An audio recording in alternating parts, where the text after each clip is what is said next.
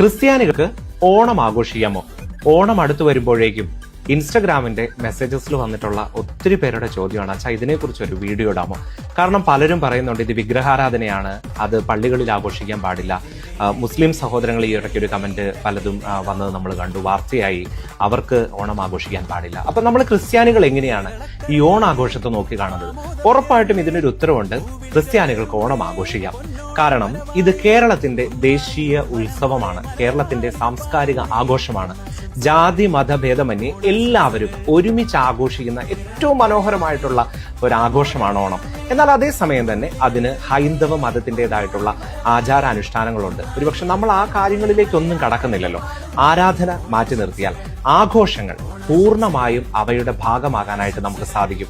വള്ളംകളി, അതുപോലെ വടംവലികൾ, പുലിക്കളി, അതുപോലെ ഊഞ്ഞാലാട്ടം, അങ്ങനെ തുടങ്ങി എന്തുമാത്രം മനോഹരമായിട്ടുള്ള ഓണത്തിന്റെ ഓർമ്മകൾ നമുക്കുണ്ട്. അതുകൊണ്ട് ദയവ് ചെയ്ത് ഇങ്ങനെയുള്ള കാര്യങ്ങളിൽ വർഗീയത കലർത്തരുത്. നമുക്ക് വളരെ കൃത്യമായിട്ട് അറിയാം എന്താണ് ചെയ്യേണ്ടത്, എന്താണ് ചെയ്യേണ്ടാത്തത് എന്നുള്ളത്. അതിനെ കൂടുതൽ ചർച്ചകൾക്ക് വിധേയമാക്കാതെ സന്തോഷത്തോടെ സമാധാനത്തോടെ ഓണം ആഘോഷിക്കാനായിട്ട് പരിശ്രമിക്കുക.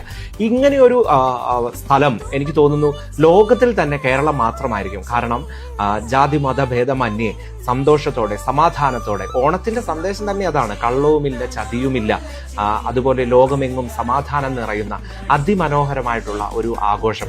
അതിലേക്ക് മതം കലർത്താതെ, വർഗീയ ചിന്തകൾ കലർത്താതെ സന്തോഷത്തോടെ ഈ ഒരു ഓണ ദിനങ്ങൾ നമുക്ക് മുന്നോട്ട് പോകാനായിട്ട് പരിശ്രമിക്കാം. അപ്പം എല്ലാവർക്കും ഒത്തിരി സന്തോഷത്തോടെ ഓണാശംസകൾ.